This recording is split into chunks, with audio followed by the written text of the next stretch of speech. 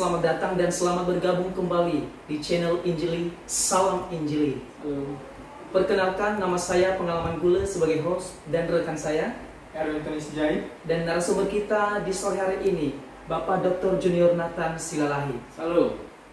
Saat ini kita akan membahas topik yang paling menarik, yaitu respon dan Injil.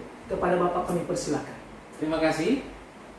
Saudara-saudara, pada hari ini kita membahas tentang respon dan Injil. Pertanyaan yang paling banyak sering ditanyakan oleh orang-orang adalah apakah manusia pasca jatuh dalam dosa masih dapat merespon akan Injil. Nah, saudara-saudara, memang manusia yang telah jatuh dalam dosa, pikirannya, perasaannya, dan kehendaknya itu rusak. Tetapi perhatikan bahwa sesungguhnya manusia tetap merupakan makhluk yang hidup dan mereka tetap segambar dan serupa dengan Allah. Segambar dan serupa dengan Allah, namun gambaran itu di dalam diri manusia itu bisa diibaratkan seperti kaca atau cermin.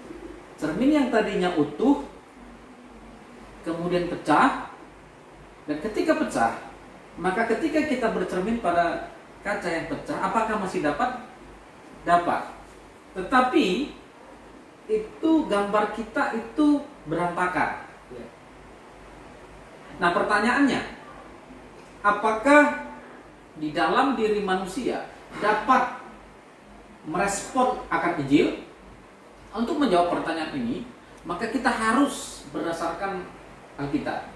Nah, di dalam Efesus pasal 1, ya, saya akan membacakan bagi kita semua. Efesus 1 ayat yang ke-13. Di dalam Dia kamu juga, karena kamu telah mendengar firman kebenaran, yaitu Injil keselamatanmu. Di dalam Dia kamu juga ketika kamu percaya, dimateraikan dengan Roh Kudus yang dijanjikannya itu. Ketika kamu percaya, artinya dibutuhkan kepercayaan dari manusia. Dan kepercayaan itu timbul dari mana? Timbul dari respon dari dalam diri manusia. Dan di dalam kitab yang lain disebutkan bahwa, saya bacakan buat kita semua, jadi iman timbul dari pendengaran oleh firman Kristus. Ketika seseorang mendengar Injil, maka dengan responnya dia merespon Injil, maka disitulah timbul iman. Tetapi tunggu dulu, tanpa adanya pemberitaan Injil, maka manusia tidak dapat percaya. Maka manusia tidak dapat memiliki iman tanpa adanya pemberitaan Injil, tanpa adanya Injil. Demikian juga tanpa adanya karya daripada Roh Kudus, maka manusia juga tidak mampu untuk percaya. Artinya yang maksud saya di sini adalah adanya karya Roh Kudus, adanya pemberitaan Injil, dan adanya respon manusia. Nah, pertanyaannya adalah apakah dengan demikian saya sepakat dengan teologi sinergisme? Tidak. Sinergisme berkata bahwa ada usaha manusia dan ada pemberitaan Injil. Nah, di dalam respon itu bukanlah usaha. Respon itu adalah sebuah perasaan, ya, yang menangkap Injil, yang menerima Injil, sehingga Injil itu diterima di dalam kehidupan dan bahkan dalam hatinya. Nah, pertanyaannya, apakah respon manusia hilang dan tidak dapat merespon sama sekali ketika pasca jatuh dalam dosa? Saya rasa tidak. Saya akan melanjutkannya lagi dengan pembacaan Alkitab berikutnya. Demikian firman Tuhan.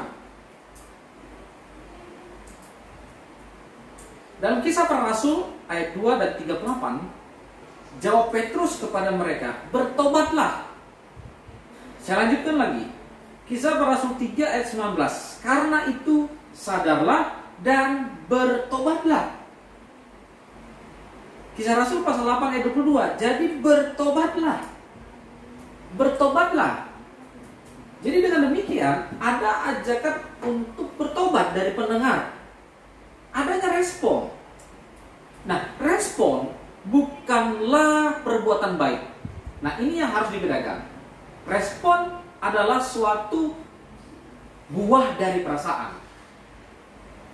Tapi respon bukanlah perbuatan. Nah, oleh sebab itu kita percaya bahwa sesungguhnya usaha manusia di dalam keselamatan itu tidak ada. Sesuai dengan apa yang dikatakan dalam Efesus 2 ayat 8, hanya oleh kasih karunia, oleh anugerah semata-mata. Tapi tunggu dulu, bukan berarti tidak ada respon dalam diri manusia. Ada respon dalam diri manusia. Dan respon itu tidak bisa dihitung sebagai perbuatan. Ya, demikian. Jadi ketika adanya pemberitaan Injil dan adanya respon dari manusia, dan dia meresponi akan pemberitaan Injil, membuka hatinya untuk Injil, maka disitulah adanya atau lahirnya yang disebut dengan iman. Seperti yang saya sudah bacakan tadi dalam kitab Roma, bahwa iman timbul dari pendengaran akan firman Kristus. Iya. Baik, saat ini kita akan masuk dalam ruang diskusi. Kepada rekan saya, dipersilakan. Oke, terima kasih waktu yang telah diberikan dari pemaparan singkat tentang pembahasan hari ini tentang respon dan Injil. Tadi telah disinggung oleh pembicara kita, narasumber kita, mengawali dengan sebuah pertanyaan yang sangat membumi di dalam dunia teologi. Apakah pasca dosa manusia masih bisa merespon Injil? Tadi sudah dijelaskan dan beliau mempercayai bahwa masih bisa walaupun sudah jatuh dalam dosa. Lalu pertanyaan di sini, Pak, kenapa masih banyak orang yang tidak merespon Injil? Ya, kenapa orang banyak belum merespon Injil? Dalam kitab lain berkata bahwa adanya hati yang tertutup oleh ilah. Nah, memang semua manusia tertutup oleh ilah. Artinya kita semua sama. Tetapi tunggu dulu. Artinya begini, setiap orang berbeda-beda di dalam meresponi sesuatu. Itu pasti. Saya ambil contoh begini. Kita ingat bahwa di situasi waktu itu ada penggusuran di Kali Ciliwung. Nah, waktu itu program dari gubernur yang lama, Ahok, untuk relokasi mereka ke tempat yang baik, ke rusun, yang rumah yang baik, ke rusun. Tapi apa yang terjadi? Justru ada begitu banyak dari mereka yang tidak mau merespon positif akan ajakan himbauan dari gubernur. Tapi ada banyak juga yang mau merespon. Coba bayangkan, ajakan untuk pindah ke rumah susun itu sangat luar biasa. Ada rumah susun tersedia, ada tempat tidur, ada kulkas, dan bahkan ada fasilitas lain di dalam rumah susun tersebut. Dan untuk anak-anak, itu ada mobil jemputan untuk ke sekolah, disediakan jemputan. Dan bahkan dapat kartu pelajar gratis, kartu kesehatan gratis. Jadi tawaran dari gubernur itu sangat baik sekali. Itu berita sukacita. Berita sukacita kan? Iya. Nah, tapi pertanyaannya, apakah mereka semua mau? Tidak kan? Iya. Ada orang yang tetap tinggal di dalam kebebalannya. Dia tetap bebal, padahal meskipun itu tawaran yang sangat bagus. Alasan mereka apa? Mereka berkatakan, kami sudah lama tinggal di sini, ini tempat nenek moyang kami. Nah, padahal secara status hukum itu adalah tanah pemerintah. Mereka tetap berada pada kebodohan mereka. Tetapi ada sebagian yang sadar dan mereka tahu bahwa mereka bersalah karena mereka menempati bertahun-tahun, berpuluh tahun di rumah di Bantarkan Kali itu. Mereka salah dan mereka mau mengikuti petunjuk dari gubernur karena itu adalah merupakan kabar baik. Nah, demikian juga Injil. Injil itu adalah kabar baik, kabar sukacita yang kita sampaikan kepada orang lain. Dan ada sebagian dari orang mereka yang sadar, iya, saya orang berdosa. Dan ketika kita beritakan Injil, mereka dengan respon mereka menerima baik Injil tersebut, lahirlah iman. Tapi sebagian lagi tidak mau. Mereka tetap mempertahankan kebodohan, kebebalan, dan bahkan kejahatan mereka. Kira-kira demikian. Artinya mereka tetap dalam dosa mereka, dalam arti mereka tetap menutup diri dengan Injil yang disampaikan. Ya, artinya mereka menutup diri dari Injil. Itu mereka pasti nanti akan binasa karena mereka menutup diri akan Injil. Terima kasih Pak. Ya. Baik, saya juga mau bertanya Pak tentang respon ini, karena ada banyak orang yang bertanggapan bahwa respon itu merupakan suatu tindakan. Kira-kira respon itu menurut Bapak sendiri bagaimana? Ya, respon bukanlah tindakan. Respon bukanlah perbuatan. Respon itu lahir dari hati dan kita tidak melakukan apa-apa. Ingat, itu respon demikian. Sama seperti ini, sebuah ilustrasi saja. Ya. Ketika kita melihat wanita di TV, ya kan? Misalnya kita ambillah wanita yang sangat cantik, ya. Misalnya ada orang berkata, wah Agnes Monica cantik. Nah, misalnya Aman berkata Agnes cantik sekali ya. Dia merespon. Tetapi bagi Erwin itu tidak cantik. Bagi Erwin itu tidak cantik. Tetapi di situ kelihatan respon dari Aman. Artinya dia tertarik. Nah, ketertarikan, respon itu bukanlah perbuatan. Respon itu adalah lahir dari hati, namun belum disertai dengan perbuatan. Kira-kira demikian. Ya. Oke, ada satu lagi pertanyaan Pak Ya. tentang di sini.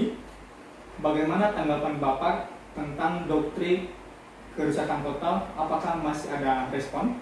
Ya. Doktrin kerusakan total ini kita harus hati-hati. Kita percaya bahwa pikiran, perasaan, dan kehendak manusia, natur manusia itu dikuasai oleh dosa. Kita percaya itu. Tapi tunggu dulu, manusia bukanlah mati. Ya, manusia masih hidup. Dia masih memiliki pikiran, dia masih memiliki perasaan, dia masih memiliki kehendak. Dan perlu kita ketahui juga bahwa pikiran dan perasaan dan kehendak manusia ini masih memiliki sisi-sisi kebajikan. Artinya kebajikan, meskipun akhirnya nanti kita sebut ini sebagai kebajikan relatif. Ya kan? Ya.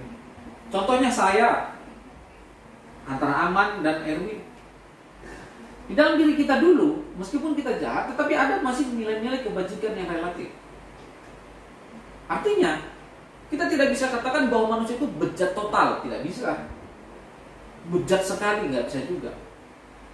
Ya kan? Nah, berkaitan dengan kerusakan total, kita percaya bahwa pikiran, perasaan, dan kehendak manusia itu tercemar oleh dosa. Tetapi respon manusia akan pemberitaan Injil itu masih ada.